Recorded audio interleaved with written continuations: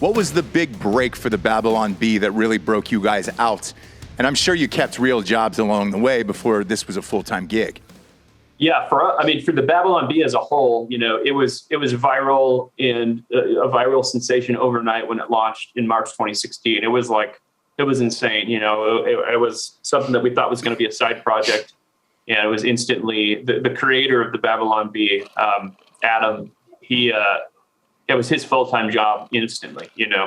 So I think I attribute that to both the timing. It launched right during the 2016 election, like right before Trump was a few months, I think, before Trump was chosen as a candidate. And just finding this opportunity, this really a market opportunity. And I don't say that in a cynical way, because we do believe, we do believe the things that we publish. But it really was kind of realizing that there was this huge space in the marketplace for like comedy that doesn't hate conservatives, Yeah. You don't even have to publish conservative comedy. Just publish comedy that understands conservatives, that doesn't make fun of them every other joke. I think a lot of people found it, and we published a lot of Christian and church jokes early on. But beyond the Christian market, it was like people were sharing it, just going, "Hey, like these guys understand me. Like they don't think that all conservatives are idiots, in the backwoods, and they have a good sense of humor about it." So that was kind of really for us, was seeing that opportunity in the marketplace. Like there is no onion for conservatives. It's just not out there. And I think it has opened a lot of doors for other comedians and platforms to kind of come out that deliver that kind of comedy. Yeah. By the way, people in the comments are literally throwing out numbers. Somebody says 30 million to endorse Pelosi. Yeah, I do that. Yeah, 100%. I'd do a shoey out of those nurse platform shoes she wears to hobble around in, and then I'd put her dentures in afterwards. I would for 30 million. I would stack that 30 million up like the Joker did, set it on fire, and tell her to suck my dick. Right? I would not. Yeah. Nance, if you're out there, 30 mil, and I'll do it, and you will never see me again. The husband's got it. She's got it. You think she's got it too? Yeah. I wonder, because you never hear about it, and it's probably in shell companies and shit like that. No, they're just doing it out in the open because there's no law that prevents insider trading. Nancy Pelosi's net worth is $196 million. Jesus Christ, are you serious? Yeah. Should we run? Should we fucking run? We should run for cover. Because I know we call it like we see it. We see it on both sides. There's a guy running against a wheelchair here in Texas. Governor Abbott, Alan West. Yeah. That guy, I went to, when I first moved here to Texas, down to Austin, they invited me to this Republican, it wasn't like a donor sesh, it was kind of like a booster thing. Which is a euphemism for donor session. Is it? Yeah. Okay. There was no they just want your money. There was no pass around some buckets and shit like that. Nobody asked me for any money, but I got to meet him and I saw him speak and everything else. And I was like, huge cowboy hat, belt buckle, boots, everything else. Yeah, he's from Florida, by the way. Yeah, I didn't know. I gave a whole speech, super Southern, that dog don't hunt. I heard that phrase maybe 30, 40 times in an hour. Thought he was full on Texas, everything else. Turned out he was from Florida. He'd won and then I believe lost and then moved to Texas. Yeah, he was, I believe, in the Tea Party movement. And I think he was one of the last of those guys remaining. Steve King pretty much evaporated all of his goodwill when he was saying weird shit. Although, it really is just a matter of your own constituency and what you can get away with. Because Marjorie Taylor Greene got elected talking about Jewish space lasers and shit. She's still fucking crazy. Yeah, why would you have a popularity contest to decide who gets to run everything? That doesn't make a lot of sense, does it? No, but hearing that Pelosi number, maybe we should just do it and get it over with, $196 million. My God.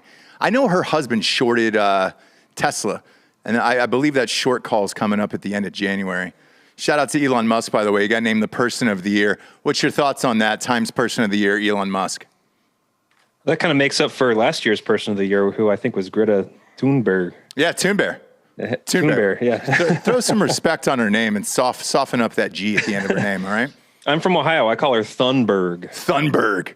Thunberg. It's like an AC/DC song. She just fucking comes out on a Viking ship because she's trying to leave a small carbon footprint. No motor on the boat. She's obviously oaring it everywhere she goes. Yeah. Well, no, last year was Biden and Kamala. That's right. Was Greta the year before? Greta years before. It was so funny. They were like Biden and Kamala. They had to throw her on there.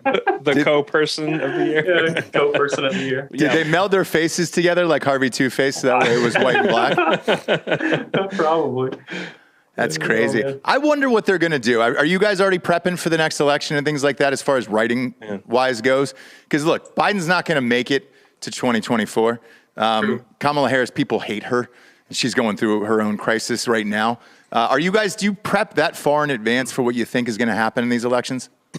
Not really. You do always kind of think big picture in terms of like narratives and what your angle or POV is going to be in certain situations broadly. You know, when we launched, we were under Obama still, and it was the last year of Obama. And then when Trump won, we were worried like our POV has to change here because as comedians, it's like you're going against the opposing party. That works really well for comedy, you know, having Obama be in office. But when kind of your party, generally speaking, is in office, it's harder to write comedy because you can come off as bitter or, you know, just trying to preserve the institutions rather than attacking things. But it worked out so well because Trump is such a character, you know, that he was so fun to roll with the punches and play with. And because the left missed massive opportunities to make fun of him because they were too busy lecturing us about how evil he was. You know, that worked out. So, yeah, we are always kind of thinking like, okay, well, if the parties switch hands again, what's our angle going to be? You know, how are we going to continue making jokes as if conservatives are these oppressed people right now? You know, it's hard. It is interesting to think about that in terms of comedic narratives. Yeah, it would be great to have Trump back just for the sake of our jokes. I actually, themselves. You beat me to the punch on that one. What if he does get back in 2024? Is that good or bad for you guys? Oh, I think it'd be great for us. Yeah. I mean, I loved writing Trump jokes. I'm so sad that you know, you can't do them as much anymore because he is just wonderful. I mean, even when he like lost the election and was like shouting rigged election for a few months, you know, we had jokes where he's going door to door shouting rigged election at people because he got kicked off Twitter, you know, like it's just he's such a character that no matter what he does, there's gonna be comedy and humor in it. That's why the left was so bad at it. You know, the late night hosts, they thought Trump was like the end of democracy. You know, they were totally not self-aware about how authoritarian their own party has become. That they weren't able to find humor in him. You know, we were able to find good-natured humor about Trump because we didn't think it was the end of the world. We just thought it was really crazy that freaking Donald Trump was the president of the United States. Yeah. Yeah, I actually got making fun of Mika Brzezinski's facelift and everything. Yeah.